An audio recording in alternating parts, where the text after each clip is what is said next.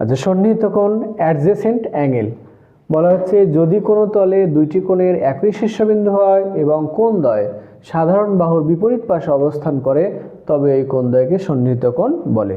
একটু চিত্র আকারে দেখানোর চেষ্টা করি। ধরি এটা একটা সরল রেখা, এই সরল রেখা এবি একটা সরল রেখা, এরপর একটা বিন্দু ও থেকে একটা রশ্মি চলে গেল সি। তাহলে দেখো একটা সরল রেখার ওপর দুটো কোণ কিন্তু এখানে এ ও সি এবং বি ও সি, এই দুটো কিন্তু পাশাপাশি কোণ এবং এই দুটো কোণের শীর্ষবিন্দু বা সাধারণ বিন্দু কি ও। তাহলে এ ও সি কোণের শীর্ষবিন্দু হচ্ছে ও, বি ও সি কোণের শীর্ষবিন্দু কিন্তু ও, মানে দুইটা কোণের একই শীর্ষবিন্দু থাকবে এবং কোণদ্বয় সাধারণ বাহুর বিপরীত পাশে অবস্থান করে। দেখো এখানে সাধারণ বাহু হলো ও সি, এ ও সিটা হলো সাধারণ বাহু, মানে দুটো কোণের ভিতরেই ও সি আছে, এ ও সি বি ও সি, দুটো কোণের মধ্যে ও সি আছে, তার মানে ও সিকে বলা হচ্ছে সাধারণ বাহু। এই ক্ষেত্রে এই দুটো কোণকে বলা হচ্ছে সন্নিহিত কোণ। আচ্ছা দেখো, সন্নিহিত কোণের কতগুলো বৈশিষ্ট্য। পাশাপাশি দুইটি কোণ, পাশাপাশি দুটো কোণ হলে সেটাকে আমরা সন্নিহিত কোণ বলবো। আচ্ছা, শুধু সরল রেখার উপর অবস্থিত হবে এমন কিন্তু নয়। ধরো এটা একটা কোণ,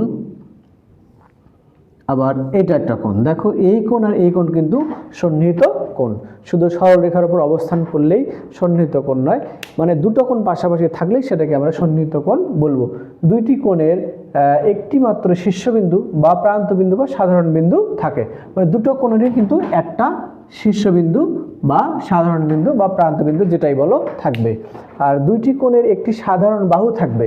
দেখো দুইটা কোণের ভিতরেই একটা সাধারণ বাহু, যেমন এখানে সাধারণ বাহু হচ্ছে ওসি, এখানে হচ্ছে এইটা, দুইটা কোণের একটি সাধারণ বাহু থাকে। আর পূরক কোণগুলো কিন্তু সন্নিহিত কোণ। পূরক কোণ মানে কি, দুইটা কোণের যোগফল যদি 90 ডিগ্রি হয়।